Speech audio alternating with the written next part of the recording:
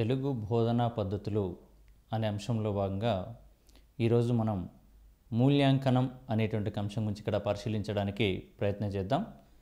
మూల్యాంకనం అనగానే మనకు గుర్తుకొచ్చేటువంటి అంశం ఏంటంటే ఎవరమైనా సరే పరీక్ష అనే భావనకి మనం అందరం కూడా గురి కావడం జరుగుతుంది. పరీక్ష అంటే అది ఒక రకమైనటువంటి ఒక ఏదో భూతమో లేకపోతే ఇంకేదో అన్నట్టుగా మనం గమనించడం అనేది జరుగుతుంటుంది. పరీక్ష అంటేనే ఒక రకమైన భయానికి గురవుతున్నటువంటి వాళ్ళు విద్యార్థులు ఉంటారు. మరి అసలు ఈ మూల్యాంకనం అంటే ఏమిటి, ఈ భయం అనే అంశం ఎందుకు వస్తుంది అనేక విషయాలను మనం ఒకసారి పరిశీలన చేద్దాం. ఇక్కడ మూల్యాంకనం అనగా మొట్టమొదటగా బోధన అభ్యసన ప్రక్రియల ద్వారా లభించే ఫలితాలు అంచనా వేయడం.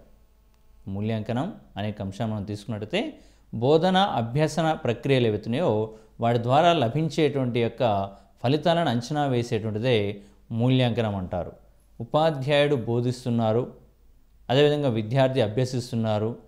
ఈ ఇద్దరి మధ్య జరిగినటువంటి చర్య ఏదైతుందో దాని ద్వారా వచ్చిన ఫలితం ఏదైతుందో దాన్ని మూల్యాంకనం అనవచ్చు. అదేవిధంగా శిశువుల సమగ్రాభివృద్ధికి తోడ్పడేటువంటిదే మూల్యాంకనం. ఇది చాలా వరకు అడిగిన ప్రశ్న అండి. మళ్ళీ ఒకసారి గమనించాలి. ఇక్కడ మూల్యాంకనం అనేది ఎవరి యొక్క అభివృద్ధి కొరకు దోహదం చేస్తుంది అంటే శిశువుల యొక్క సమగ్రాభివృద్ధి కొరకు దోహదం చేసేటువంటి దాన్ని మూల్యాంకనంగా మనం ఇక్కడ చెప్పుకోవడం జరుగుతుంటుంది. బోధనాభ్యాసన ప్రక్రియల ద్వారా చేయడానికి ఫలితము మరియు శిశువుల యొక్క సమగ్రాభివృద్ధికి దోహదం చేసేటువంటి యొక్క అంశము, వీటిని మూల్యాంకనంగా అనవచ్చు.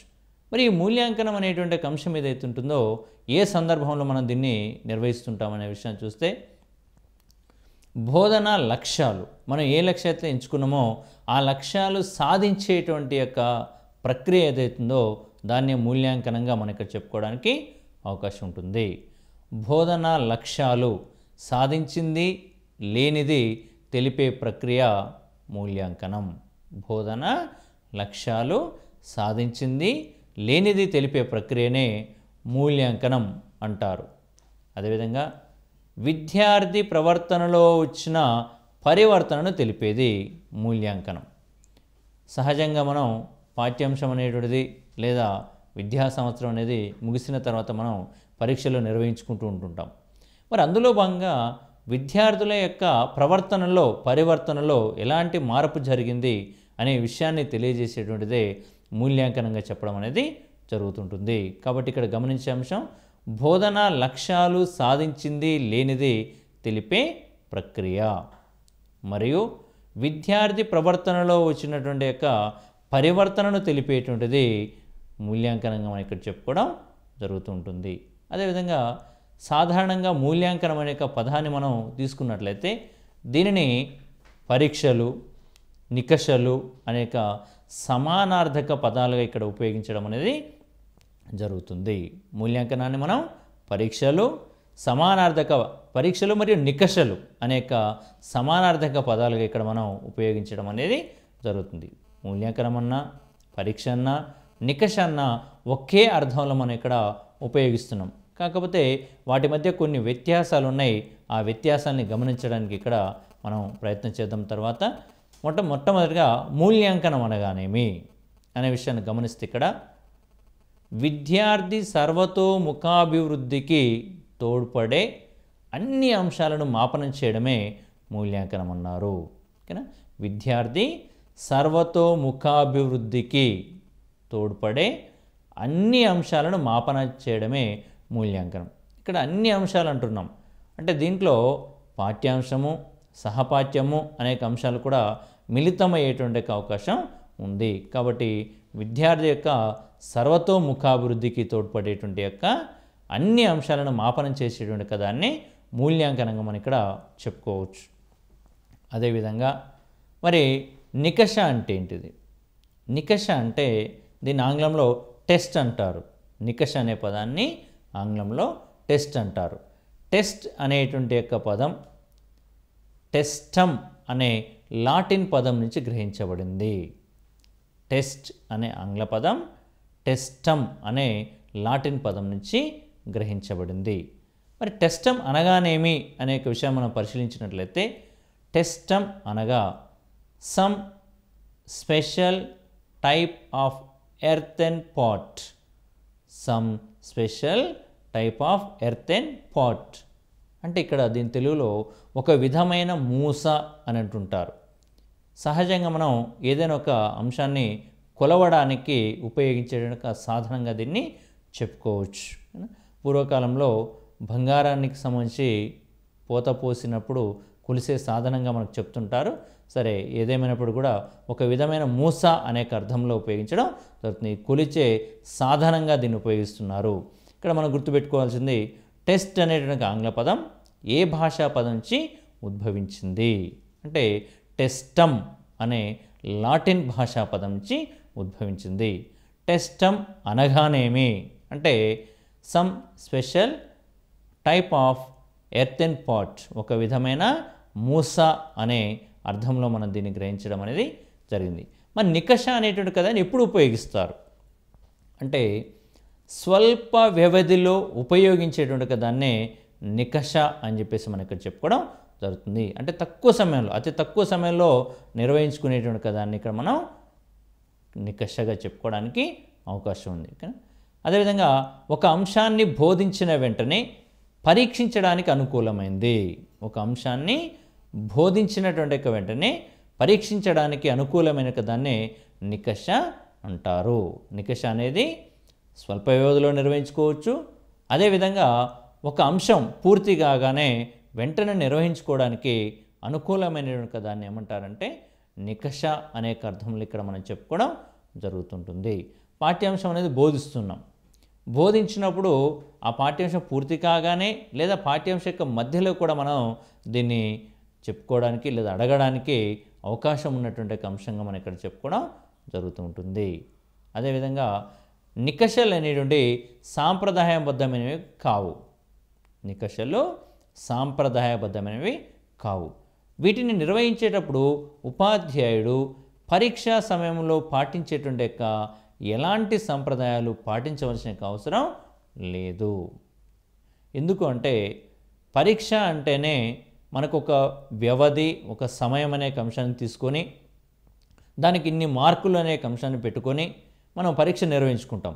కానీ నికష అనేటువంటి అంశాన్ని నిర్వహించేటప్పుడు సమయం కానీ అదేవిధంగా మార్కులు కానీ ప్రామాణికంగా తీసుకోవాల్సిన అవసరం ఎక్కడ లేదు. కాబట్టి ఉపాధ్యాయుడు ఎక్కడ కూడా సాంప్రదాయమైన పద్ధతిని పాటించవలసిన అవసరం ఎక్కడ లేదు. కాబట్టి ఇవి సాంప్రదాయబద్ధమైనవి కావు అని మనం ఇక్కడ చెప్పుకోవచ్చు. ఇక్కడ మూల్యాంకనానికి నికషకు ఉన్నటువంటి వ్యత్యాసం ఇక్కడ మనకి కనబడుతుంది. పరీక్షలు నికష, ఇక్కడ నికషలకి సాంప్రదాయబద్ధమైనవి కావు, అదేవిధంగా పరీక్షలేమో సాంప్రదాయబద్ధమైనవి అనేక అంశాన్ని ఇక్కడ మనం గమనించుకోవచ్చు. అదేవిధంగా ఈ నికషలు అనేటువంటి అంశం ఏ యొక్క అంశాలని పరిశీలించడానికి ప్రయత్నం చేస్తున్నాం మనం అనే విషయాన్ని గమనించినట్లయితే విద్యార్థుల యొక్క ఆసక్తులు, అభిరుచులు, వైఖరులు అంచనా వేయడానికి నికషలు ఉపయోగిస్తున్నారు. విద్యార్థుల యొక్క అభిరుచులు, ఆసక్తులు, వైఖరులు అంచనా వేయడానికి ఉపయోగించేటువంటి దాన్నే నికషగా మనం ఇక్కడ చెప్పుకోవడం జరుగుతుంటుంది. ఈ సందర్భంలో నికషలు రెండు రకాలు. ఇక్కడ అభిరుచులు, వైఖరులు అనే అంశం ఉంది కాబట్టి వీటిని ఆధారంగా తీసుకుని మనం రెండు రకాలుగా విభజన చేసుకోవడం జరిగింది. ఏంటి ఆ యొక్క రెండు రకాలు అంటే ఒకటి ప్రామాణిక నికష, ఒకటి ప్రామాణిక నికష. మరి యొక్క ప్రామాణిక నికష అనేటువంటి దాన్ని ఆంగ్లంలో ఏమంటుంటారు అంటే స్టాండర్డ్ టెస్ట్, ఒక ప్రమాణం అనే అంశాన్ని ఆధారంగా చేసుకొని మనం ఇక్కడ చెప్పుకోవడం అనేది జరుగుతుంటుంది. రెండవది అప్రామాణిక నికష, అప్రామాణిక నికష. ఇది నాన్ స్టాండర్డ్ టెస్ట్గా చెప్పుకోవడం జరుగుతుంటుంది. మరి ప్రామాణిక నికష అనేటువంటి కదాన్ని ఏ సందర్భంలో మనం ఉపయోగిస్తాము, దేనిని ప్రామాణికంగా తీసుకొని ఈ యొక్క అంశాన్ని పరిశీలించడం అనేది జరుగుతుందనే విషయం ఒకసారి చూడడానికి మనం ఇక్కడ ప్రయత్నం చేద్దాం. ఇందులో మొదటిది ప్రామాణిక నికష అన్నాం. ప్రామాణిక నికష అనేటువంటి అంశాన్ని గమనించినట్లయితే ఒక నిర్ణీత క్షేత్రంలో విద్యార్థికి గల ప్రావీణ్యతను మదింపు చేయునది. ఇక్కడ ఏమంటున్నాం, ఒక నిర్ణీతమైన ప్రాంతం, క్షేత్రం అన్నాం. ఒక నిర్ణీతమైన క్షేత్రంలో విద్యార్థికి గల ప్రావీణ్యత, ఏ రంగంలో పిల్లవానికి అభిరుచి ఉంది, దేని పట్ల తన వైఖరిని ప్రదర్శిస్తున్నాడు అనేక అంశాలను తీసుకొని మనం మదింపు చేయనటువంటి దాన్ని ప్రామాణిక నికషగా మనం ఇక్కడ చెప్పుకోవడం అనేది జరుగుతూ ఉంటుంది.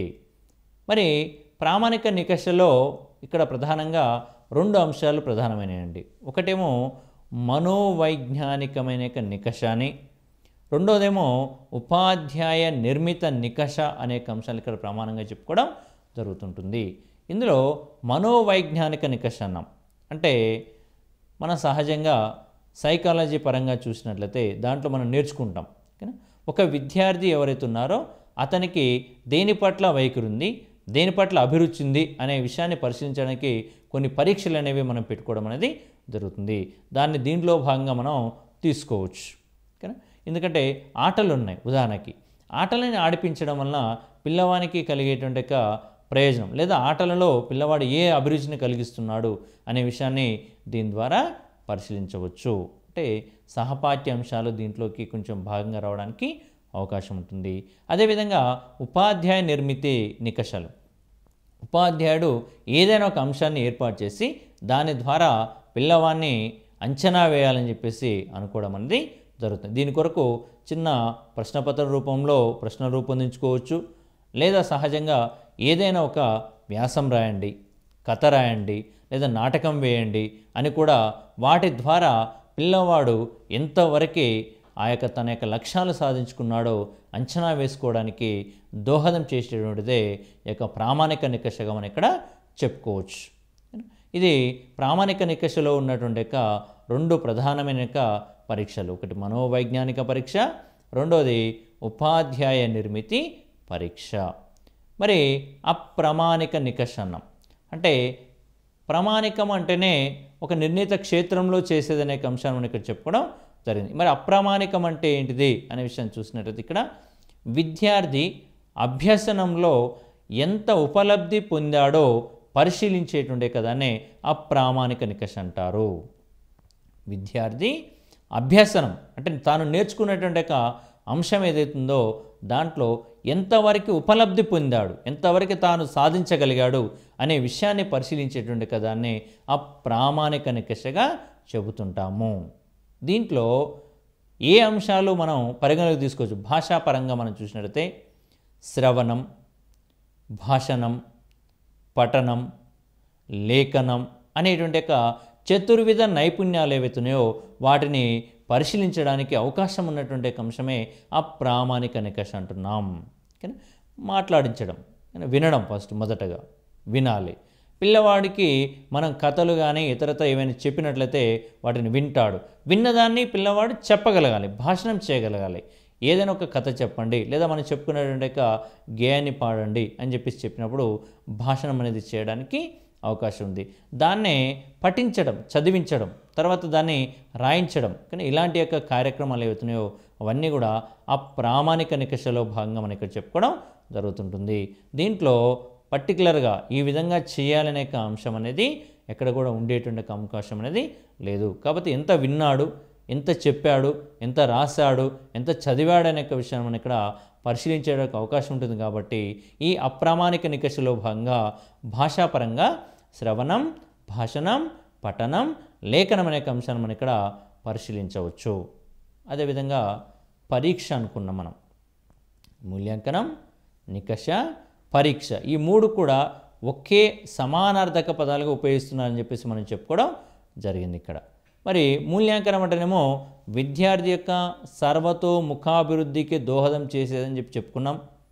అదేవిధంగా నికష అనేటువంటి అంశాన్ని మనం గమనించినట్లయితే సాంప్రదాయబద్ధమైనది కాదు, తక్కువ సమయంలో నిర్వహించుకునే అంశాల గురించి మనం చెప్పుకోవడం జరిగింది. ఇప్పుడు పరీక్ష అంటే ఏందో ఒక్కసారి గమనించడానికి ప్రయత్నం చేద్దాం. పరీక్షని ఆంగ్లంలో మనం ఎగ్జామినేషన్ అంటుంటాం. మరి ఈ ఎగ్జామ్ అనేటువంటిది సహజంగా మనకు అందరికీ తెలుసు, ఎగ్జామ్ అంటేనే పరీక్ష. మరి ఎగ్జామినేషన్ అనేటువంటి అంశం ఏదైతుందో దీన్ని ఎగ్జామైన్ అనే పదం నుంచి ఉద్భవించింది.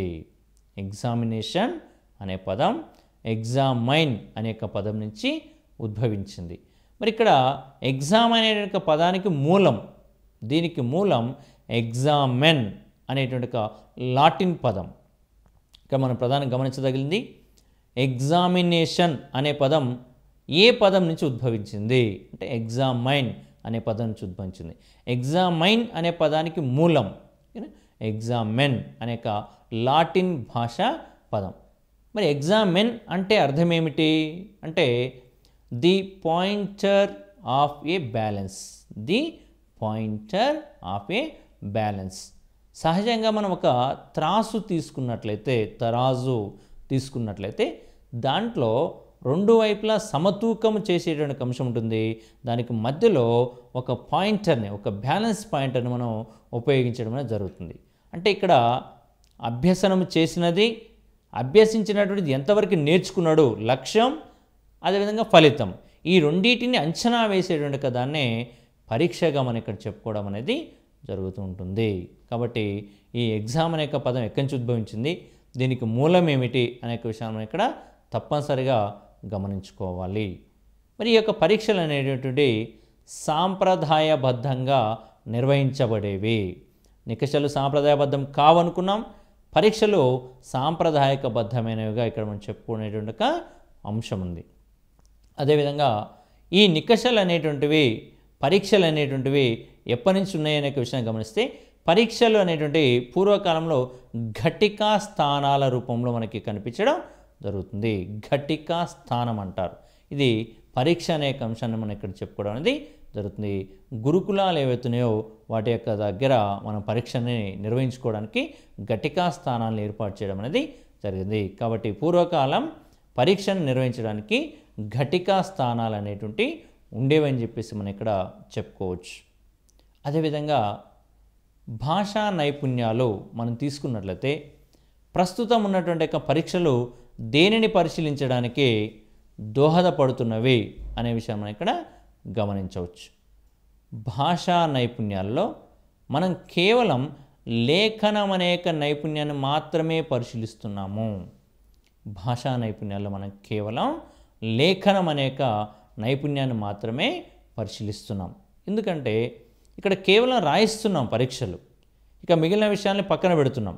కాబట్టి మనం పాత సిలబస్ ప్రకారం చూస్తున్నాం. కాబట్టి ఈ పాత సిలబస్లో ఉన్న అంశం ఏంటంటే భాషా నైపుణ్యాలలో భాగంగా ఏ నైపుణ్యాన్ని మనం పరిశీలిస్తున్నాం పరీక్షల ద్వారా అంటే లేఖనం అనేక నైపుణ్యాన్ని పరిశీలిస్తున్నామని మనం గమనించుకోవచ్చు. అదేవిధంగా నేటి పరీక్షలు వేటికి ప్రాధాన్యత ఇస్తున్నాయి అంటే నేటి పరీక్షలు జ్ఞాపక శక్తికి మాత్రమే ప్రాధాన్యత ఇస్తున్నవి. ఏదైనా ఒక విషయాన్ని చదవడం, బట్టి పట్టి రాసేటువంటి ఒక విధానం అనేది నేటి పరీక్షల్లో ఉంది. కాబట్టి నేటి పరీక్షలు ఏ అంశానికి ఎక్కువగా ప్రాధాన్యత జ్ఞానం, మరి అందులో జ్ఞప్తికి తెచ్చుకోవడం యొక్క అంశానికి ఎక్కువగా మనం ఎక్కువ ప్రాధాన్యత ఇవ్వడం అనేది జరుగుతుంది. కాబట్టి జ్ఞాపక శక్తికి ఎక్కువగా ప్రాధాన్యత ఇస్తున్నాం. లేఖనం అనే నైపుణ్యం మరియు జ్ఞాపక శక్తి అనే అంశం, ఈ రెండింటికి మనం ఎక్కువగా ప్రాధాన్యత ఇవ్వడం అనేది జరుగుతుంది. అదేవిధంగా సామర్థ్యాధారిత మూల్యాంకనం, ఇక్కడ సామర్థ్యాన్ని ఆధారంగా చేసుకొని పరీక్షించుకోవడం అనేది జరుగుతూ ఉంటుంది. ఇక్కడ ఒక చిన్న విషయాన్ని మనం గమనించేటువంటి అంశం ఏంటంటే విద్యార్థుల యొక్క బోధనకు ప్రాతిపదికలేవి, విద్యార్థుల బోధనకు ప్రాతిపదికలేవి అంటే సామర్థ్యాలు. ఇక్కడ ప్రశ్న అడిగేటువంటి అవకాశం ఉందండి. కాబట్టి ఈ అంశాన్ని బాగా గమనించాలి. ఇక్కడ మనం విద్యార్థుల బోధనకు ప్రాతిపదికలేవి, విద్యార్థుల బోధనకు ప్రాతిపదికలేవి అంటే సామర్థ్యాలుగా చెప్పవచ్చు. అదేవిధంగా మరి విద్యార్థుల బోధనలకు ప్రాతిపదిక సామర్థ్యాలని చెప్పుకున్నాం. అదేవిధంగా మూల్యాంకనానికి ప్రాతిపదికలేవి, మూల్యాంకనానికి ప్రాతిపదికలు ఏవి అంటే బోధన, అభ్యసన సామర్థ్యాలు. ఇక్కడ బోధన మరి అభ్యసనం ఈ రెండు కూడా మూల్యాంకనం యొక్క అంశానికి ప్రాతిపదికలుగా మనం ఇక్కడ గమనించవచ్చు. మరి ప్రశ్న అడిగేటువంటి విధానం ఎలా ఉంది అనే విషయాన్ని గమనిస్తే, విద్యార్థుల బోధనకు ప్రాతిపదికలేవి మొదటి అంశంగా అడగవచ్చు. ఏమిటి అంటే సామర్థ్యాలు. రెండో విధంగా విద్యార్థుల బోధనకు ప్రాతిపదికలు సామర్థ్యాలైతే మూల్యాంకనానికి ప్రాతిపదికలేవి అని అడగవచ్చు. కాబట్టి మూల్యాంకనానికి ప్రాతిపదికలు బోధన, అభ్యసన సామర్థ్యాలుగా గమనించవచ్చు. ఈ రెండింటి ఆధారంగా నిర్వహించేటువంటి దాన్ని సామర్థ్యాధారిత మూల్యాంకనం అంటారు. ఇక్కడ సామర్థ్యాలని మరియు బోధన అభ్యసన ప్రక్రియలని ఈ అన్నింటి ఆధారంగా నిర్వహించుకునే పరీక్షల్ని మనం సామర్థ్యాధారిత మూల్యాంకనం అంటారు. సామర్థ్యాధారిత మూల్యాంకనం. మరి ఈ యొక్క సామర్థ్యాధారిత మూల్యాంకనం అనే అంశాన్ని మనం ఒకసారి గమనించినట్లయితే, ఇవి ఎన్నున్నవి మనకు సహజంగా అంటే భాషలో 9 ప్రధాన సామర్థ్యాలు ఉన్నవి, 95 ఉపసామర్థ్యాలు ఉన్నవి. భాషలో 9 ప్రధాన సామర్థ్యాలు, 95 ఉపసామర్థ్యాలు ఉన్నవి అనే విషయాన్ని మనం ఇక్కడ గమనించవచ్చు. మరి 9 సామర్థ్యాలు ఏంటివి అనే విషయాన్ని మనం గతంలో చెప్పుకున్నాం. అయినప్పటికీ ఇక్కడ ఏంటిదంటే, ఇందులో ప్రధానంగా భాషా నైపుణ్యాలనే ప్రధానంగా తీసుకున్నాం. ఆ 9ంటిని ఇప్పుడు ప్రస్తుతం 4ంటికే కుదించుకున్నాం. ఆ 4 కూడా భాషా నైపుణ్యాలే. అందులో శ్రవణం, భాషణం, పఠనం, లేఖనం అనే అంశాలే ప్రధానమైన అంశాలకి ఇక్కడ మనం చెప్పుకోవడం అనేది జరుగుతుంటుంది. కాబట్టి ఇక్కడ ప్రస్తుతం 4 సామర్థ్యాలనే ప్రామాణికంగా తీసుకుని మనం అంచనా వేసుకుంటున్నాం. కానీ 9 సామర్థ్యాలు, 95 ఉపసామర్థ్యాలు ఉన్నట్టుగా మనం ఇక్కడ చదువుకోవాలి. ఈ ప్రశ్న మనకు గతంలో అడిగారు. కాబట్టి ఎన్ని ఉపసామర్థ్యాలు ఉన్నవి అనే విషయాన్ని అడిగినప్పుడు మాత్రం 95 ఉపసామర్థ్యాలు ఉన్నాయనే విషయాన్ని ఇక్కడ గమనించుకోవాలి. అదేవిధంగా సామర్థ్యాధారిత మూల్యాంకనం యొక్క నిర్వహణ, దీన్ని ఏ విధంగా నిర్వహించడం అనేది జరుగుతుంది అనే విషయాన్ని మనం గమనించినట్లయితే, దీంట్లో ఉపాధ్యాయుడు ఆశించినటువంటి యొక్క సామర్థ్యాలు, ఉపాధ్యాయుడు ఆశించినటువంటి యొక్క సామర్థ్యాలు ఏ మేరకు విద్యార్థులకు లభించాయో, ఉపాధ్యాయుడు ఆశించిన యొక్క సామర్థ్యాలు ఏ మేరకు అక్కడ విద్యార్థులకు లభించాయో తెలుసుకోవడానికి దోహదం చేస్తుంది. సామర్థ్యాలతో మూల్యాంకనం ఉపాధ్యాయుడు ఎవరైతే ఉన్నాడో తాను ఏ లక్ష్యాన్ని ఎంచుకున్నాడు, ఆ లక్ష్యం అనేది విద్యార్థులకు ఎంతవరకు అందించబడింది అనే అంశాన్ని మనం ఇక్కడ పరిశీలించడానికి దోహదపడుతున్న అంశాన్ని ఇక్కడ మనం గమనించవచ్చు. దీని కొరకు మనం 2 రకాలైనటువంటి నికషాలను ఏర్పాటు చేసుకోవచ్చు. సామర్థ్యాధారిత మూల్యాంకనంలో భాగంగా 2 నికషాలను మనం ఏర్పాటు చేసుకోవచ్చు. ఒకటి పూర్వ నికష. పూర్వం అంటే ముందు. ఎక్కడ ముందు? బోధనకు ముందు నిర్వహించుకునే కదాన్ని పూర్వ నికషగా మనం ఇక్కడ చెప్పవచ్చు. బోధనకి ముందు నిర్వహించే కదాన్ని పూర్వ నికషగా చెప్పవచ్చు. అంటే పాఠ్యాంశం అనేది ప్రారంభించడానికి ముందు మనం విద్యార్థుల్ని ఉన్ముఖీకరణం చేయడం జరుగుతుంది. ఈ ఉన్ముఖీకరణం చేసేటువంటి స్థితిలో అడిగేటువంటి దాన్ని పూర్వ నికషగా చెప్పుకోవచ్చు. అదేవిధంగా పాఠ్యాంశం యొక్క నేపథ్యం అనే అంశాన్ని కూడా పరిశీలించే సందర్భంలో ఈ యొక్క నికషని ఉపయోగించవచ్చు అంటున్నారు. ఇక్కడ దీని ద్వారా ఏం జరుగుతుందంటే ప్రారంభ సమాచారాన్ని సేకరణ చేయడం జరుగుతుంది.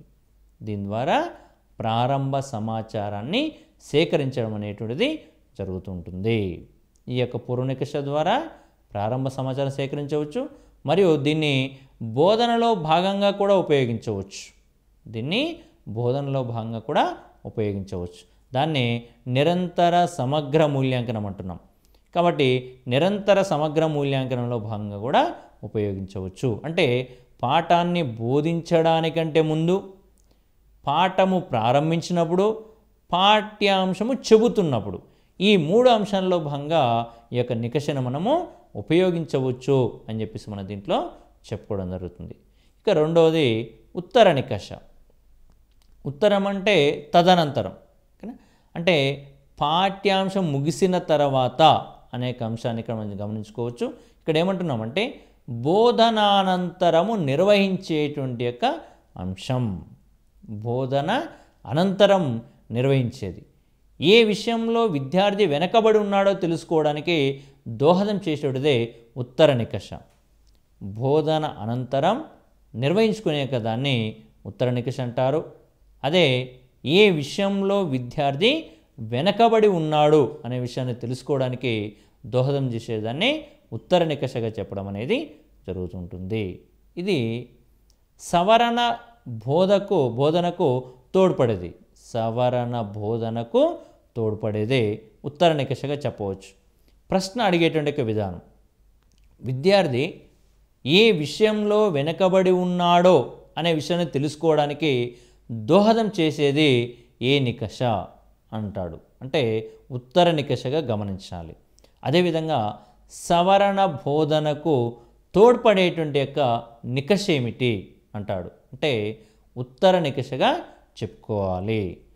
పాఠ్యాంశం బోధనకు ముందు అంటేనేమో పూర్వ నికష, బోధన అనంతరం అంటేనేమో ఉత్తర నికష అని చెప్పేసి ఈ విధంగా రెండు నికషలని ఆధారంగా చేసుకుని మనం సామర్థ్యాధారిత మూల్యాంకనాన్ని అంచనా అనేది వేయడం అనేది జరుగుతుంది. ఇకపోతే లక్ష్యాధార మూల్యాంకనం. ఇక్కడ లక్ష్యాన్ని ఆధారంగా చేసుకుని మూల్యాంకనం చేయడం అనేది జరుగుతుంటుంది.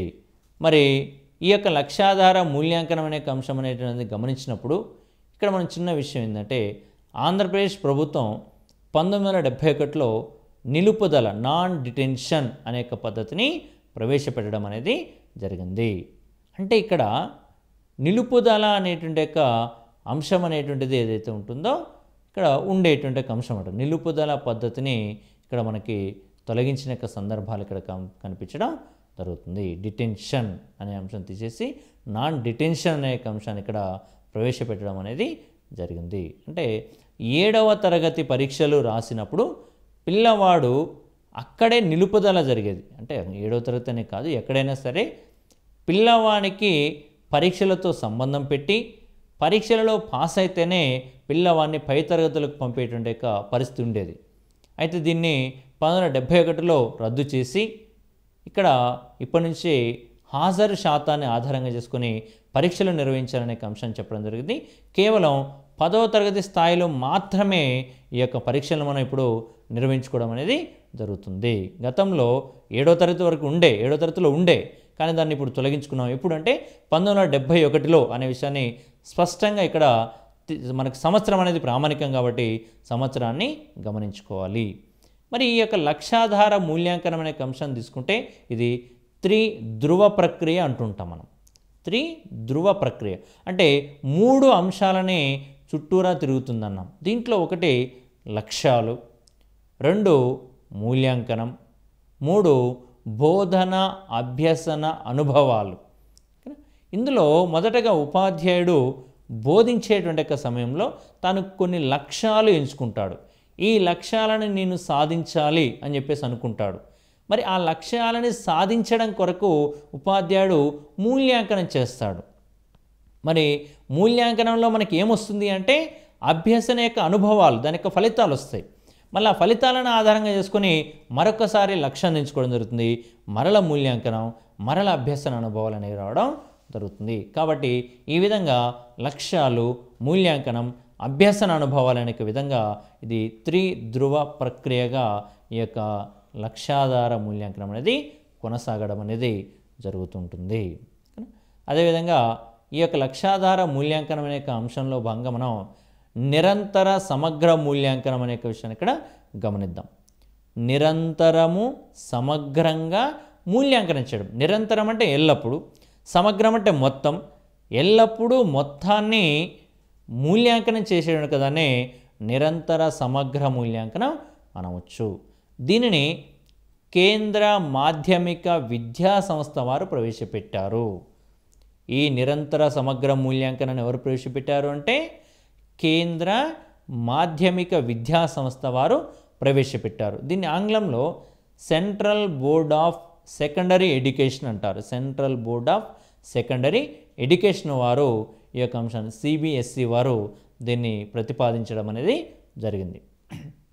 ఇక్కడ ఈ నిరంతర సమగ్ర మూల్యాంకనంలో భాగంగా మనం ఏ అంశాలని పరిశీలించడం జరుగుతుందనే విషయాన్ని ఒకసారి గమనిస్తే పాఠ్య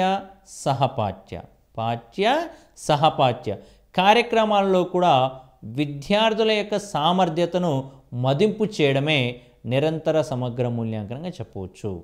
ఇటు పాఠ్యాంశాలు ఇటు సహపాఠ్యము రెండు అంశాలలో ఉన్నటువంటి యొక్క అంశాలని మనం అంచనా వేయడానికి దోహదం చేసేటువంటి దాన్ని నిరంతర సమగ్ర మూల్యాంకనం ఇక్కడ చెప్పడం అనేది జరుగుతూ ఉంటుంది. మరి పాఠ్యాంశాలంటే బోధిస్తూ ఉంటాం, మరి సహపాఠ్యాంశాలంటే ఏముంటాయి దీంట్లో అంటే ఆటలు కానీ, అదేవిధంగా ఆటలలో భాషా క్రీడలు, మన తెలుగు పరంగా చూసినట్లయితే భాషా క్రీడలు, పద క్రీడలు అనేక అంశాలు దీంట్లో ప్రామాణికంగా మనం తీసుకోవడం అనేది జరుగుతూ ఉంటుంది. మరి దీనివల్ల ఏం ప్రయోజనాలు ఉన్నాయి? మనకి ఈ యొక్క నికషాలు కానీ ఈ పరీక్షలు కానీ నిర్వహించుకుంటున్నాం. ఇందులో నిరంతర సమగ్ర మూల్యాంకనం అన్నాం. నిరంతర సమగ్ర మూల్యాంకనం వల్ల ఏమైనా ప్రయోజనాలు ఉన్నాయా ప్రశ్న అడిగే అవకాశం ఉంటుందండి. నిరంతర సమగ్ర మూల్యాంకనం వలన కలిగే ప్రయోజనాలు కింది వాళ్ళు కానిదేది అనవచ్చు, లేదా అయినదేది అని అడగవచ్చు. కాబట్టి ఇక్కడ ఈ యొక్క అంశాన్ని ఒక్కసారి మనం పరిశీలించడానికి ప్రయత్నం చేద్దాం. ప్రయోజనాలు: ఒత్తిడిని దూరం చేయడం. విద్యార్థులు పరీక్షలంటేనే భయపడుతున్నారు కాబట్టి బాగా ఒత్తిడికి గురవుతున్నారు. కాబట్టి ఆ ఒత్తిడి నుంచి దూరం చేయడమే దీనివల్ల కలిగిన మొదటి ప్రయోజనంగా చెప్పవచ్చు. ఎందుకంటే పరీక్షలు అనగానే ఎన్నో ప్రశ్నలు వస్తాయి, అనేక అంశానికి మానసికంగా ఒత్తిడికి గురవుతున్నారు. కాబట్టి అలా కాకోకుండా ఎల్లప్పుడూ మదింపు చేసుకుంటున్నాం, మూల్యాంకనం చేసుకుంటున్నాం. కాబట్టి అతనిపై పెద్దగా భారం అనేటువంటిది పడదు. కాబట్టి ఈ యొక్క ఒత్తిడిని దూరం చేసేటువంటి యొక్క అంశం యొక్క ప్రయోజనంగా మనం ఇక్కడ చెప్పవచ్చు. అదేవిధంగా రెండో అంశం చూస్తే సంపూర్ణ మూర్తిమత్వాభివృద్ధి చేయవచ్చు. అంటే ఇక్కడ విద్యార్థి యొక్క సంపూర్ణ మూర్తిమత్వాభివృద్ధికి దోహదం చేసేటువంటి అంశం ఏదైతుందో దాన్ని నిరంతర సమగ్ర మూల్యాంకనంగా చెప్పవచ్చు. ఎందుకంటే సంపూర్ణం అంటున్నాం, అన్ని అంశాలు అంటున్నాం, కేవలం పాఠ్యాంశాలు కాదు. పాఠ్యాంశాలతో పాటు మిగతా అంశాలు కూడా మనం అంచనా వేస్తున్నాం. కాబట్టి సంపూర్ణంగా అతని యొక్క అభివృద్ధిని మనం అంచనా వేయడానికి అవకాశం ఉంటుంది. మరొక అంశం చూస్తే వినోదం. పిల్లవానికి దీనివలన వినోదం కూడా కలుగుతుంది. ఎందుకంటే ఆటలు ఆడిపిస్తున్నాం మన పిల్లవాడిని. కానీ ఆటలనే కాదు, పాటలు కానీ ఏ అంశమైనా సరే తీసుకుని అతన్ని మనం అంచనా వేస్తున్నాం. కాబట్టి ఇక్కడ పిల్లవాడు వినోదాన్ని పొందడానికి అవకాశం ఉంటుంది. వినోదాన్ని పొందుతున్నాడు కాబట్టి ఎక్కడ కూడా కష్టంగా భావించడానికి అవకాశం ఉండదు. కాబట్టి వినోదం అనేది ఒక ప్రయోజనంగా మనం ఇక్కడ భావించవచ్చు. తర్వాత బట్టి పట్టేటువంటి పద్ధతికి స్వస్తి చెప్పడం. ఇందులో ప్రధానంగా ఇప్పటిదాకా మనం చెప్పుకునే అంశం ఏంటంటే పరీక్షలు అనగానే బట్టి పట్టాలి, ఈ ప్రశ్నని ఈ విధంగా చదవాలి, ఈ వ్యాసాన్ని ఈ విధంగా చదవాలి, ఇది ఎస్సే క్వశ్చను, ఇది లాంగ్ క్వశ్చను, వ్యాసరూప ప్రశ్న, ఈ విధంగా చదివి నేను రాయాలనే యొక్క అంశం ఉండేది ఇప్పటివరకు. కానీ అలా కాకుండా ఇప్పుడు మనం అడిగేట ప్రశ్నలు ఎలా ఉన్నాయంటే మీ గ్రామాన్ని గురించి వర్ణించండి, లేదా చెరువు ప్రాముఖ్యత ఏమిటి అని ఇలా ప్రశ్నిస్తున్నాం. కాబట్టి దీంట్లో బట్టి పట్టవలసిన అవసరం లేదు. ఆ పరిసరాలను పరిశీలించినట్లయితే దాని ద్వారా ఆ పిల్లవాడు వాటికి సమాధానం రాసేయడానికి అవకాశం ఉంటుంది. కాబట్టి బట్టి పట్టేటువంటి పద్ధతికి స్వస్తి పలకం అనేది ఇందులో ప్రధానమైన అంశంగా మనం ఇక్కడ గమనించవచ్చు. నిరంతర సమగ్ర మూల్యాంకనంలో ప్రధానమైన అంశం ఏంటంటే బట్టి పట్టే పద్ధతికి స్వస్తి పలకడం మరియు విద్యార్థి కేంద్రీకృత విద్యాన్నం. ఓకేనా? ఈ యొక్క నిరంతర సమగ్ర మూల్యాంకనం అనేది ఎవరిని కేంద్రంగా చేసుకొని కొనసాగిస్తున్నామంటే విద్యార్థిని కేంద్రంగా చేసుకొని కొనసాగిస్తున్నాం. ఇక్కడ ఉపాధ్యాయుడు విద్యార్థుల యొక్క అభిరుచులకి అనుకూలంగా బోధించవలసి ఉంటుంది. విద్యార్థి ఏ అంశం పట్ల ఆసక్తి చూపుతున్నాడో ఆ అంశం పట్ల అతనికి ఆసక్తిని కలిగిస్తూ దాన్ని ఇంకా నేర్చుకునడానికి దోహదం చేయడానికి అవకాశం అనేది ఇక్కడ కనిపిస్తుంటుంది. కాబట్టి విద్య అనేది విద్యార్థి కేంద్రంగా కొనసాగుతుంటుంది. అదేవిధంగా నమ్యత అనే అంశం, దీన్ని ఆంగ్లంలో ఫ్లెక్సిబిలిటీ అంటున్నాం. ఓకేనా? మరి ఫ్లెక్సిబిలిటీ అనే అంశాన్ని మనం గమనించినట్లయితే ఇది అంత అనుకూలమైన అంశంగా మనం ఇక్కడ గమనించవచ్చు. ఇక్కడ ఉపాధ్యాయుడు కానీ విద్యార్థి కానీ ఇది కొంత అనుకూలంగా అక్కడ మనకి కనిపించడం అనేది జరుగుతుంది. మార్పులు అనేటువంటి అంశాన్ని కూడా మనం చేసుకుంటూ ముందుకు వెళ్ళేటానికి అవకాశం అనేది దీంట్లో ఉండడం అనేది జరుగుతుంది. కాబట్టి ప్రయోజనాలు మరొకసారి గమనించినట్లయితే ఒత్తిడిని దూరం చేయడం, సంపూర్ణ మూర్తిమత్వాభివృద్ధికి దోహదపడడం, వినోదం, బట్టి పట్టే యొక్క పద్ధతులకు స్వస్తి పలకడం, విద్యార్థి కేంద్రీకృత విద్య, నమ్యత అనేక అంశాలు దీని యొక్క ప్రయోజనాలుగా మనం ఇక్కడ చెప్పుకోవచ్చు. అదేవిధంగా నిరంతర సమగ్ర మూల్యాంకనం యొక్క క్రమం, ఏ క్రమ పద్ధతిలో ఇక్కడ కొనసాగిస్తున్నాం మన దీన్ని అనే విషయాన్ని గమనించినట్లయితే ఈ యొక్క విధానంలో మార్కులు ఉండవు. నిరంతర సమగ్ర మూల్యాంకనంలో మార్కులు ఉండవు. పరీక్షలకు దీనికి కొనక వ్యత్యాసం ఇక్కడే కనబడుతుందండి మనకి. పరీక్షలో మనం మార్కులు ఇస్తాము, నిరంతర సమగ్ర మూల్యాంకనంలో మార్కులు ఇవ్వం. మనం మార్కులు వేయడం జరుగుతుంది, కానీ ఇక్కడ మనకి ప్రధానంగా ఏంటంటే గ్రేడింగ్ సిస్టమ్ అనేది చూపిస్తాం. విద్యార్థికి గ్రేడింగ్లో మార్కులు ఇవ్వడం అనేది జరుగుతుంటుంది. ఇది 1 నుంచి 10 పాయింట్ల శ్రేణి ఉంటుంది. 1 నుంచి మొదలుకొని 10 పాయింట్ల వరకు శ్రేణులు అనేక అంశాన్ని ఇవ్వడం అనేది జరుగుతుంది. ఈ విద్యార్థి ఏ శ్రేణిలో ఉన్నాడనే విషయాన్ని గమనిస్తారే తప్ప ఇతనికి ఎన్ని మార్కులు వచ్చాయనే విషయాన్ని ఇక్కడ ఎవరు కూడా గమనించారు. కాబట్టి ఇక్కడ పోటీతత్వం అనేది ఉంటుంది, కానీ అందులో మితిమీరిన పోటీతత్వం అనేది నిరోధించబడుతున్న అనేక అంశాన్ని మనం ఇక్కడ గమనించవచ్చు. విద్యార్థులపై ఒత్తిడిని తగ్గించడానికి అవకాశం ఉంటుందని చెప్పేసి మనం ఇక్కడ చెప్పుకోవచ్చు. మరి ఇది 2 విధాలుగా ఉంటుంది. నిరంతర సమగ్ర మూల్యాంకనం ఎన్ని విధాలంటే 2 విధాలు. ఒకటి నిర్మాణాత్మక మూల్యాంకనం, దీన్నే రూపణ మూల్యాంకనం అని కూడా అంటుంటాం. నిర్మాణాత్మక మూల్యాంకనం, ఫార్మేటివ్ ఎవాల్యూషన్. ఇక్కడ నిర్మాణం అనేది జరుగుతుందన్నాం. రెండో అంశాన్ని మనం గమనించినట్లయితే సంగ్రహణాత్మక మూల్యాంకనం, సమ్మేటివ్ అసెస్మెంట్, సమ్మేటివ్ ఎవాల్యూషన్ అనేక అంశాన్ని ఇక్కడ చెప్పడం జరుగుతుంది. దీన్ని సంకలన మూల్యాంకనం అనే కూడా ఇక్కడ మనం చెప్పుకోవడం జరుగుతుంది. సమగ్ర మూల్యాంకనం అనేక అంశాన్ని కూడా మనం ఇక్కడ దీనికే పేరుగా మనం ఇక్కడ గమనించవచ్చు. కాబట్టి నిరంతర సమగ్ర మూల్యాంకనం ఎన్ని రకాలంటే 2 రకాలు. ఒకటి నిర్మాణాత్మక మూల్యాంకనం, దీనికి ఉన్న పేరే రూపణ మూల్యాంకనం. రెండవది సంగ్రహణాత్మక మూల్యాంకనం, దీనికి ఉన్న పేరే సంకలన మూల్యాంకనం మనం చెప్పుకోవడం జరుగుతుంది. వీటి గురించి మనం చూడడానికి ప్రయత్నం చేద్దాం. ఇందులో నిర్మాణాత్మక మూల్యాంకనం అనుకున్నాం. ఈ నిర్మాణాత్మక మూల్యాంకనాన్ని రూపణ మూల్యాంకనం అంటారని చెప్పి కూడా ఇప్పుడే చెప్పుకున్నాం మనం. దీన్ని ఆంగ్లంలో ఫార్మేటివ్ ఎవాల్యూషన్ అంటారని కూడా మనం ఇక్కడ గమనించుకోవాలి. ఈ నిర్మాణాత్మక మూల్యాంకన పద్ధతిని ఎప్పుడు ప్రవేశపెట్టారు అనే విషయం మనం ఒకసారి గమనించినట్లయితే దీనిని 1971లో ప్రవేశపెట్టడం జరిగింది. ఎవరు ప్రవేశపెట్టారు దీన్ని? బ్లూమ్, హేస్టింగ్స్, మ్యాడస్ అనేటువంటి వారు దీన్ని మొట్టమొదటగా రూపకల్పన చేయడం అనేది జరిగింది. నిర్మాణాత్మక మూల్యాంకనాన్ని 1971లో బ్లూమ్, హేస్టింగ్స్, మ్యాడస్ అనేటువంటి వారు మొట్టమొదటగా రూపకల్పన చేయడం అనేది జరిగింది. మరి ఇందులో 2 సామర్థ్యాలు ఇమిడి ఉన్నాయి. ఈ యొక్క నిర్మాణాత్మక మూల్యాంకనంలో 2 సామర్థ్యాలు అనేవి ఇమిడి ఉన్నాయి. ఏంటి ఈ యొక్క 2 సామర్థ్యాలు అంటే, ఒకటి విద్యార్థులు అవగాహనతో వినాలి. విద్యార్థులు అవగాహనతో వినాలి మొదటగా. మరి విన్నదాన్ని ఏం చేయాలి? విన్నదానిని తమ యొక్క అభిప్రాయాలు వెల్లడించడం రెండో అంశంగా చెప్పడం జరిగింది. మొదటి అంశం విద్యార్థులు అవగాహనతో వినాలి, రెండో అంశం తమ యొక్క అభిప్రాయాలని వెల్లడించాలి. అంటే వినడం, మాట్లాడడం. ఓకేనా? ఇక్కడ స్పందన, ప్రతిస్పందన అనేక అంశాలు దీంట్లో ప్రధానంగా ఉండడం అనేది జరుగుతుంటుంది. కాబట్టి దీంట్లో శ్రవణం అనేక నైపుణ్యం, అదేవిధంగా భాషణం అనేక నైపుణ్యాలు మిళితంగా ఉన్నట్టుగా మనం ఇక్కడ గమనించవచ్చు.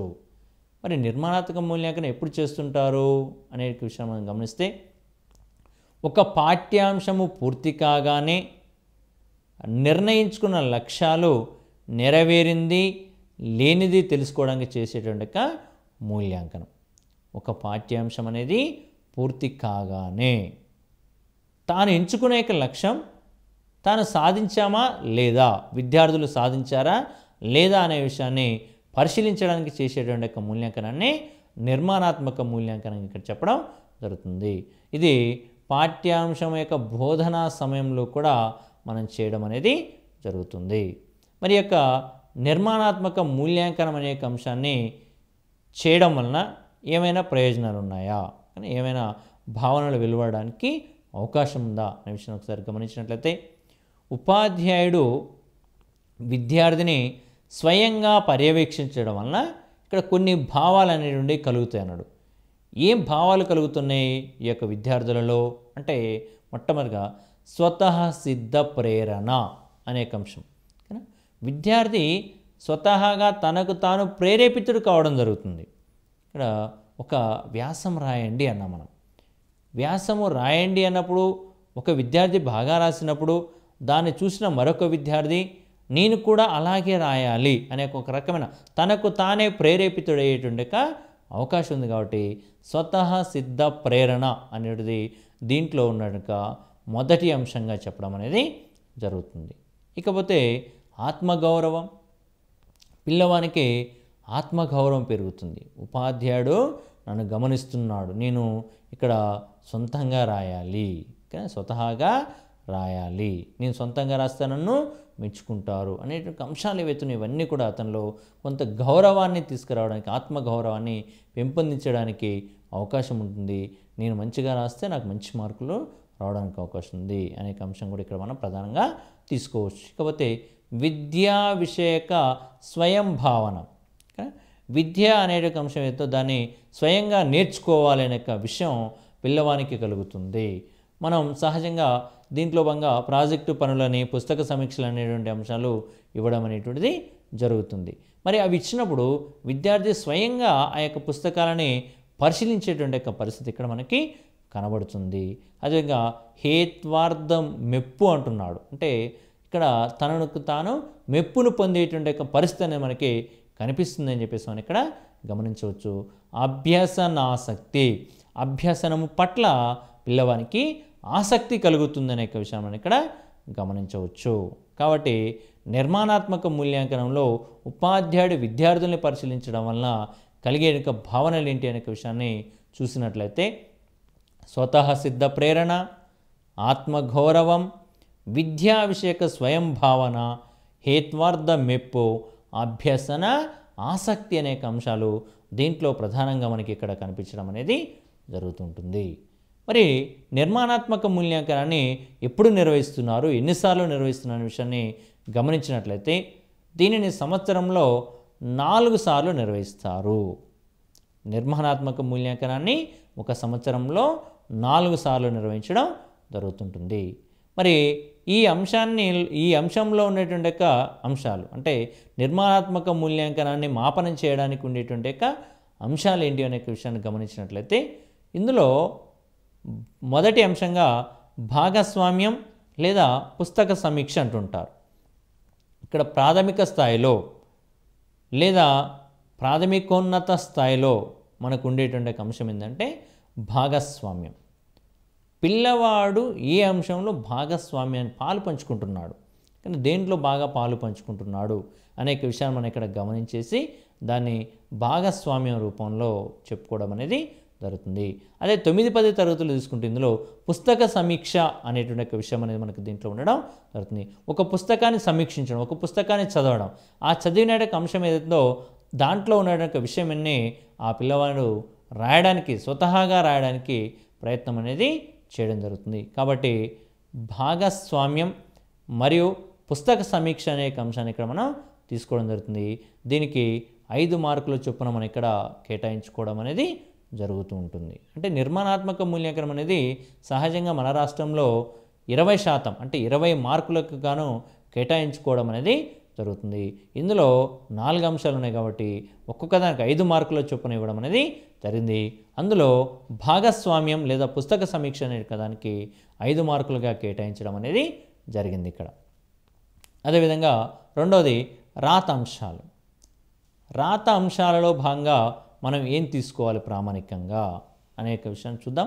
ఇక్కడ భాగస్వామ్యంలో భాగంగానేమో పిల్లవాని యొక్క ప్రతిస్పందన ఏ విషయంలో అంటే బయట ఆటలాడుకునే సందర్భం కానివ్వండి, లేదా ఒక గ్రంథాన్ని పఠించడం అనే అంశంలో భాగంగా కానివ్వండి తీసుకోవడం జరిగింది.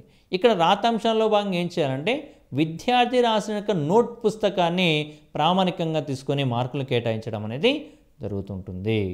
రాతాంశాలలో భాగంగా విద్యార్థి రాసినటువంటి యొక్క పరీక్ష మనకి రాసిన నోట్బుక్ ఏదైతుందో దాన్ని ప్రామాణికంగా తీసుకొని ఇక్కడ మార్కులు ఇవ్వడం జరుగుతుంది. సహజంగా అయితే ఫెయిర్ నోట్స్ అంటుంటాం మనం, కానీ దీన్ని ప్రామాణికంగా తీసుకోవడం అనేది జరుగుతుంది. దీనికి కూడా ఒక 5 మార్కులను కేటాయించడం అనేది జరిగింది. అదేవిధంగా మూడో అంశాన్ని చూస్తే ప్రాజెక్టు పని. ఇక్కడ ప్రతి పాఠము తర్వాత ఒక ప్రాజెక్టు పని అనేటిది ఉంటుంది. మనం ప్రాజెక్టు పనులు ఇప్పుడైతే 4 ప్రాజెక్టు పనులు ఇస్తున్నాం. ఇక్కడ అంటే ఒక నిర్మాణాత్మక మూల్యాంకనం అనేది నిర్వహించినప్పుడల్లా మనం ఈ యొక్క అంశాన్ని ఇవ్వడం అనేది జరుగుతుంది. అంటే 4 సార్లు నిర్వహించుకుంటారని చెప్పుకున్నాం, కాబట్టి ఒక్కొక్కసారి ఒక్కొక్క ప్రాజెక్ట్ పనిని ఇవ్వడం అనేది జరుగుతుంది. పాఠ్యాంశాలలో భాగంగా ఇవ్వచ్చు, లేదా స్వతహాగానైనా ఈ ప్రాజెక్టు పనులు ఇచ్చేసి పని చేయించవచ్చు. దీనికి కూడా 5 మార్కులు ఇవ్వడం అనేది జరుగుతుంది. ఇది కూడా ఒక నోట్స్ రూపంలో లేదా పేపర్ మీద ప్రజెంటేషన్ చేయడం అనేది జరుగుతుంది. వాటి ఆధారంగా మార్కులని కేటాయిస్తారు. ఇకపోతే లఘు పరీక్షలు. లఘు పరీక్ష అంటున్నాం అంటేనే దీంట్లోనే పరీక్ష అనే అంశం ఉంది, కానీ తక్కువ మొత్తంలో ప్రశ్నలు ఇచ్చేసి రాయించేటువంటి అంశం. అంటే దీనికి సరైన సమయాన్ని ఇవ్వవలసిన అవసరం లేదు, సాంప్రదాయబద్ధంగా కేటాయించవలసిన అవసరం లేదు, కానీ మార్కులు ప్రామాణికమే. ఎన్ని మార్కులకు నిర్వహించుకోవాలి మనం అంటే సహజంగా 20 మార్కులకు నిర్వహిస్తారు, కానీ దాన్ని తిరిగి 5 మార్కులకే కుదించుకోవడం అనేది జరుగుతుంటుంది. ఇక్కడ 4, 5లో 20 మార్కులకి నిర్మాణాత్మక మూల్యాంకనాన్ని కేటాయించడం అనేది జరిగింది. నిర్మాణాత్మక మూల్యాంకనం ఉండక అంశాలు ఏంటివి అనే విషయాన్ని మనం మరొకసారి గమనించినట్లయితే దీంట్లో భాగంగా మొదటిది భాగస్వామ్యం పుస్తక సమీక్ష. దీంట్లో రెండో అంశం వచ్చేసి రాత అంశాలు, 3 ప్రాజెక్టు పని, 4 లఘు పరీక్షలు. వీటి ఆధారంగా నిర్మాణాత్మక మూల్యాంకనం అనేది చేయడం అనేది జరుగుతుంటుంది. మరి దీన్ని కేంద్రం అనేటువంటిది 40% చొప్పున భారత్వం ఇవ్వడం జరిగింది. దీనికి కేంద్రం 40% భారత్వాన్ని ఇచ్చింది. ప్రతి పరీక్షకి 10% భారత్వం చొప్పున ఇవ్వడం అనేది జరుగుతుంటుంది. 4 పరీక్షలు కాబట్టి 4 10లో 40% అనేది దీనికి భారత్వంగా కేటాయించడం అనేది జరిగింది. అదేవిధంగా సమగ్ర మూల్యాంకనానికేమో 60% చొప్పున భారత్వాన్ని కేటాయించడం అనేది జరిగింది. సంగ్రహణాత్మక మూల్యాంకనానికి 60% భారత్వం కేటాయించింది. అది 2 సార్లు పరీక్ష నిర్వహిస్తుంది. ఒక్కొక్క దానికి 30% చొప్పున భారత్వాన్ని కేటాయిస్తుంది కేంద్రం. అదే రాష్ట్ర ప్రభుత్వ విషయానికి వచ్చినసరికి మన రాష్ట్ర ప్రభుత్వం ఏం చేస్తుంది అంటే 20% ఏమో నిర్మాణాత్మక మూల్యాంకనానికి, 80% ఏమో సంగ్రహణాత్మక మూల్యాంకనానికి భారత్వం అనేది ఇవ్వడం అనేది జరుగుతుంటుంది. అంటే పరీక్ష అనేది 100 మార్కులకు ఉంటే 80 మార్కులకేమో సంగ్రహణాత్మక మూల్యాంకనానికి సంబంధించి ఉంటే 20 మార్కులేమో నిర్మాణాత్మక మూల్యాంకనం సంబంధించిన మార్కులను తీసుకొని మొత్తంగా మనం మూల్యాంకనం చేయడం అనేది జరుగుతుంటుంది. కాబట్టి రాష్ట్ర ప్రభుత్వం 20% నిర్మాణాత్మక మూల్యాంకనానికి, 80% ఏమో సంగ్రహణాత్మక మూల్యాంకనానికి మార్కులు కేటాయించడం అనేది జరుగుతుంటుంది. ఈ విషయాన్ని మనం ఇక్కడ గమనించాలి. కేంద్రానికి రాష్ట్రానికి మధ్య ఉన్న వ్యత్యాసం, కేంద్రమేమో 40%, ఇక్కడ రాష్ట్రమేమో 20%. అక్కడ సంగ్రహణాత్మక 60%, రాష్ట్రమేమో ఇక్కడ 80% ఇచ్చినట్టుగా మనం ఇక్కడ గమనించుకోవాలి. అదేవిధంగా సమగ్ర మూల్యాంకనం, సంకలన మూల్యాంకనం అనుకున్నాం, సంగ్రహణాత్మక మూల్యాంకనం అనుకున్నాం. ఆ అంశాన్ని గమనించినట్లయితే విద్యార్థి ఒక తరగతి పూర్తి చేసిన తర్వాత చేసే మూల్యాంకనం. సమగ్ర మూల్యాంకనం ఎప్పుడు జరుపుకుంటామంటే ఒక తరగతి పూర్తి చేయాలి. మరి ఇక్కడ నిర్మాణాత్మక మూల్యాంకనమేమో పాఠ్యాంశాల్లో భాగంగా కానీ, అదేవిధంగా బోధనకు ముందు కానీ బోధన తర్వాత కానీ నిర్వహించుకుంటుంటాం. కానీ ఇది మాత్రం ఒక విద్యా సంవత్సరం అనేది ముగిసిన తర్వాత, చివరలో నిర్వహించుకునే కదానే సమగ్ర మూల్యాంకనంగా చెప్పడం అనేది జరుగుతూ ఉంటుంది. మరి ఇందులో ఏం చేస్తున్నాం మనం? సంవత్సరంలో విద్యార్థి అభ్యసించిన అన్ని అంశాలను సమగ్రంగా మూల్యాంకనం చేయడం జరుగుతుంది. విద్యార్థి ఒక విద్యా సంవత్సరంలో ఏ అంశాలని నేర్చుకున్నాడు, తాను అభ్యసించాక అంశాలేంటివి, ఆ లక్ష్యాలు సాధించాడా లేదా అనే విషయాన్ని పరిశీలించడమే సమగ్ర మూల్యాంకనంగా మనం ఇక్కడ చెప్పవచ్చు. మరి ఈ సమగ్ర మూల్యాంకనం చేయడానికి కొన్ని మూల్యాంకన ఉపకరణాలు అనే అంశాన్ని మనం చెప్పడం జరిగింది. ఇది పాత పుస్తకాన్ని అనుసరించి ఉన్నటువంటి యొక్క మూల్యాంకనం యొక్క ఉపకరణాలు. దీంట్లో భాగంగా రాత పరీక్షలు అనే అంశాన్ని చెప్పడం జరిగింది. మరి రాత పరీక్షలు అనేటువంటివి 3 రకాలుగా నిర్వహించుకోవడం అనేది జరుగుతుంటుంది. ఒకటి వ్యాసరూప ప్రశ్నలు, 2 లఘు ప్రశ్నలు, 3 లక్ష్యాత్మక ప్రశ్నలు. ఆ యొక్క రాత పరీక్షల్లో భాగంగా ప్రశ్నల యొక్క స్వరూపం మనం మొట్టమొదటిగా వ్యాసరూప ప్రశ్న అనే అంశాన్ని ఇవ్వడం అనేది జరుగుతుంది సహజంగా. అదేవిధంగా దీంట్లో కొన్ని లఘు ప్రశ్నలు ఇస్తాం, కొన్నేమో లక్ష్యాత్మక ప్రశ్నలు ఇవ్వడం అనేది జరుగుతుంటుంది. ఇక రాత పరీక్షల అనంతరం మౌఖిక పరీక్షలు కూడా నిర్వహిస్తాం మనం పిల్లవాళ్ళకి. అదేవిధంగా ప్రాయోగిక పరీక్షలు, పరిశీలన అనే అంశం, పరిపృచ్ఛ అనే అంశం, ప్రశ్నావళి అంశం, రికార్డులు, సరిచూసే పట్టిక, ఇవన్నీ కూడా మూల్యాంకనం అనే అంశానికి ఉపకరణాలుగా మనం ఇక్కడ చెప్పుకోవడం జరుగుతుంటుంది. దీంట్లో భాగంగా మనం మౌఖిక ప్రశ్నలు అన్నాం, అంటే పిల్లవాడిని మౌఖికంగా అడగడం, కానీ గేమ్ చెప్పండి, లేదా దీనిలో భాగంగా ఇక్కడ ఈ బొమ్మని చూసి మాట్లాడించడం, లేదా ఈ బొమ్మలో ఏముందని అడగడం, ఇలాంటి యొక్క అంశాలు మనకి చెప్పడం అనేది జరుగుతుంది సహజంగా. ఇక ప్రాయోగిక పరీక్షలు కానీ పరిశీలన యొక్క అంశాన్ని మనం గమనించినట్లయితే పరిశీలన విషయంలో భాగంగా విద్యార్థి ఏం చేస్తున్నాడు నిత్యం ఇక్కడ పాఠశాల దశలో కావచ్చు, అంటే పాఠశాలలోనే పాఠ్యాంశంలో కావచ్చు, లేదా పాఠ్యాంశం తర్వాత బయట పాఠశాల బయటనైనా చేసే కార్యక్రమాలని గమనించుకోవచ్చు. ఆట స్థలాల్లో ఈ యొక్క అంశం గమనించవచ్చు. పరిపృచ్ఛ అన్నాం, పరిపృచ్ఛ అనే దాన్ని ఇంటర్వ్యూ అంటాం, కానీ ముఖాముఖి అంటుంటారు. ఈ యొక్క పిల్లవాడిని కొన్ని ప్రశ్నలు వేయడం ద్వారా అతనిని అంచనా వేయవచ్చు అనే అంశాన్ని ఇక్కడ మనం చెప్పుకోవడం జరుగుతుంది. ఇక ప్రశ్నావళి, కొన్ని ప్రశ్నలను రూపొందించి ఆ యొక్క పిల్లవాడిని అడగవచ్చు. పరిపృచ్ఛకి ప్రశ్నావళికి ఉన్నటువంటి వ్యత్యాసం ఏమిటి అనే విషయాన్ని గమనిస్తే, ప్రశ్నావళి అంటేనేమో ముందుగానే ప్రశ్నలను రూపొందించుకొని వచ్చి అడగడం, కానీ పరిపృచ్ఛలో అప్పటికప్పుడు ప్రశ్నలను రూపొందించుకొని అడిగేటువంటి యొక్క విషయం అనేది ఇక్కడ మనకి గమనించడం అనేది జరుగుతుంటుంది. ఇక రికార్డులు అనే విషయం చూస్తే పిల్లవాని యొక్క ప్రగతిని పరిశీలించడానికి కొన్ని రికార్డులు ఉంటాయి. అందులో భాగంగా క్యుములేటివ్ రికార్డ్ అని, ప్రగతి పత్రం అనే అంశాలు ప్రధానంగా ఉండడం అనేది జరుగుతుంటుంది.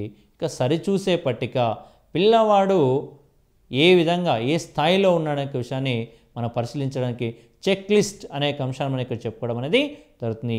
ఈ లక్ష్యాన్ని సాధించాడా లేదా అనే విషయాన్ని పరిశీలించడానికి దాన్ని టిక్ మార్క్ చేసుకుంటాం, సాధించకపోతే ఇంటూ మార్క్ చేసుకోవడం అనేది జరుగుతుంది. ఆ విధంగా ఆ మూల్యాంకన ఉపకరణాలను ఆధారంగా చేసుకొని పిల్లవాడిని అంచనా వేయడం అనేది జరుగుతూ ఉంటుంది. మరి దీంట్లో భాగంగా క్యుములేటివ్ రికార్డ్ అనే అంశం గురించి ఒక్కసారి పరిశీలించడానికి ప్రయత్నం చేద్దాం. క్యుములేటివ్ రికార్డ్ అంటే దీంట్లో ఏముంటుంది అనే విషయం చూస్తే విద్యార్థికి సంబంధించినటువంటి యొక్క శారీరక, మానసిక, నైతిక, సామాజిక, మూర్తిమత్వ సమాచారం అనేది నమోదు చేసిన ప్రగతిని సూచించే రికార్డే క్యుములేటివ్ రికార్డ్ అంటాం. అంటే సర్వం మొత్తం కూడా దీంట్లోనే ఉన్నాయి. శారీరకపరమైన అంశం ఉంది, మానసికపరమైన అంశం, సామాజిక పరమైన అంశాలు అన్నీ కూడా ఉన్నాయి.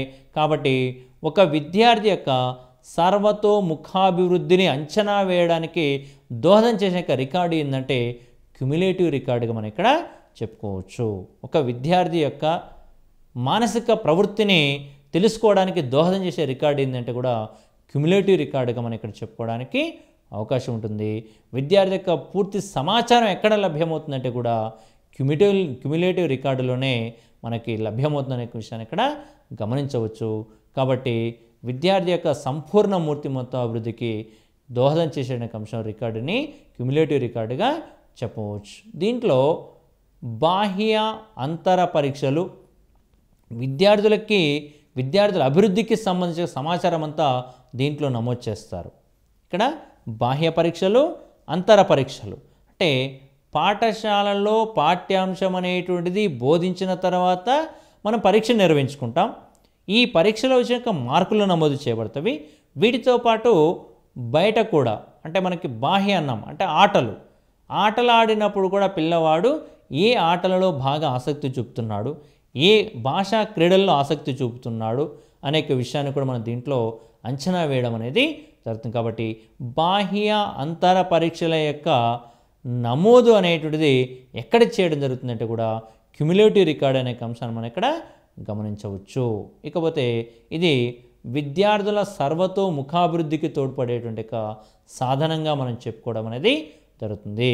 ప్రశ్న, విద్యార్థుల సర్వతోముఖాభివృద్ధికి తోడ్పడేటువంటి ఒక అంశం అనేటువంటిది ఏది అనే ఒక అంశాన్ని మనం చెప్పుకోవడానికి అవకాశం ఉంది. ఇకపోతే ప్రగతి పత్రం అన్నారు.